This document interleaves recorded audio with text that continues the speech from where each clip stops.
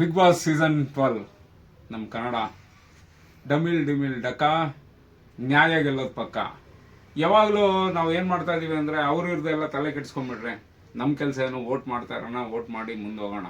ಏನು ನಮ್ಮ ಸುದೀಪ್ ಅವರು ಚಪ್ಪಾಳೆ ಹೊಡೆದ್ರು, ಹೌದು ಇಲ್ಲ ಅಂತಲ್ಲ, ಯಾವುದಕ್ಕೋಸ್ಕರ ಹೊಡೆದ್ರು, ಕೊನೆಯ ಗಳಿಗೆಯಲ್ಲಿ ಅವರೆಲ್ಲ ಸಕ್ಕದಾಗಿ ಆಟ ಆಡಿದ್ರು. ಯಾರು ಅಶ್ವಿನಿ ಮೇಡಮ್ ಆಗಲಿ ಅಥವಾ ನಮ್ಮ ಧ್ರುವ ಅಂತಾಗಲಿ ಮಾಡಿದ್ರು, ಆಟ ಆಡಿದ್ರು, ಅದಕ್ಕೋಸ್ಕರ ಚಪ್ಪಾಳೆ ಹೊಡೆದ್ರು. ಅದನ್ನು ಚೆನ್ನಾಗಿರೋದು ಚೆನ್ನಾಗಿಲ್ಲ ಅಂದರೆ ಹೆಂಗೆ ಹೇಳೋಕ್ಕಾಗುತ್ತೆ? ನಾಳೆ ದಿವಸ ನಮ್ಮ ಗಿಲ್ಲಿ ಅವರು ಚೆನ್ನಾಗಿ ಆಡಿಲ್ದೇ ಇರುವಾಗ ಚೆನ್ನಾಗಿ ಆಡಿಲ್ಲ ಅಂತ ಹೇಳ್ತೀವಿ, ಬಟ್ ನಮ್ಮ ಪ್ರೀತಿ ಅವ್ರ ಮೇಲೆ ಇರೋದು. ನಾವು ಅವ್ರು ಬಿಟ್ಟು ಯಾರಿಗೂ ವೋಟ್ ಮಾಡೋಕ್ಕಾಗಲ್ಲ.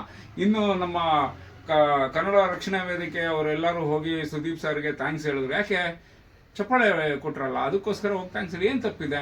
ಅವರು ಯಾರು ಅಶ್ವಿನಿ ಮೇಡಮ್ ಅವ್ರು ಬಂದ್ಬಿಟ್ಟು ಕನ್ನಡ ಸಂಘಟನೆ ಹೋರಾಟಗಾರ್ತಿ, ಅದರಲ್ಲೂ ಕನ್ನಡ ರಕ್ಷಣಾ ವೇದಿಕೆಯಲ್ಲೇ ಇರೋದು. ನಾರಾಯಣಗೌಡರು ಸುಮಾರು ಒಳ್ಳೆ ಕೆಲಸಗಳು ಮಾಡಿದ್ದಾರೆ, ನನಗೂ ಕೆಲವೊಂದು ವಿಷಯದಲ್ಲಿ ಹೆಲ್ಪ್ ಮಾಡಿದ್ದಾರೆ, ಇಲ್ಲ ಅನ್ಬಾರ್ದು.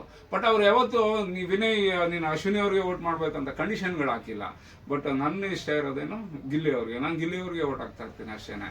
ಇನ್ನು ಬೇರೆಯವರು ಅವ್ರ ಬಗ್ಗೆ ಇವ್ರ ಬಗ್ಗೆ ಯೋಚನೆ ಮಾಡೋದು ಬೇಕಿಲ್ಲ. 10 ಗಂಟೆ ಲಾಸ್ಟ್ ಇದೆ, ದಯವಿಟ್ಟು ಸಂಡೇ 10 ಗಂಟೆ ಬೆಳಿಗ್ಗೆ ಲಾಸ್ಟು, ದಯವಿಟ್ಟು ವೋಟ್ಗಳು ಮಾಡೋದು ಕಲಿರಿ. ನಿಮ್ಮ ಅಕ್ಕಪಕ್ಕ ಮನೆ, ನಿಮ್ಮ ಫ್ರೆಂಡ್ಸು ಈ ಕೆಲಸಗಳು ಮಾಡೋಣ, ಗೆಲ್ಸೋದು ನೋಡೋಣ.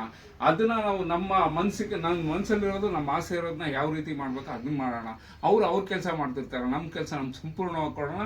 ಗಿಲ್ಲಿನ ಗೆಲ್ಸೋಣ ಆಸೆ ಏನಿಲ್ಲಪ್ಪ. ಜಿಯೋ ಸರ್ ಓಪನ್ ಮಾಡಿದೆ, ಬಿಗ್ ಬಾಸ್ ಆಯಿತು ಓಟಕ್ಕೆ ನೋಡಿ. ಇಲ್ಲಿ ಸಂಡೇ 10 ಗಂಟೆ ಬೆಳಿಗ್ಗೆ ಲಾಸ್ಟ್, ನಿಮ್ಮ ಕಡೆಯವರು ಎಲ್ರಿಗೂ ಹೇಳ್ಬಿಟ್ಟು ಗಿಲ್ಲಿಗೆ ವೋಟ್ ಮಾಡಿಸಿ. ನಂದು ಆಗ್ತಾ ಇದೀನಿ ನೋಡಿ.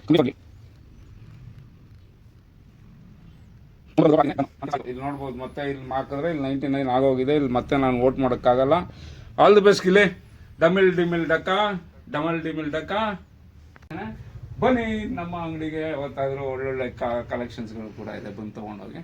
ಎಲ್ಲಿ ಅಂತ ಹಾಕ್ತೀನಿ ಅಡ್ರೆಸ್ಸಲ್ಲಿ. Thank you.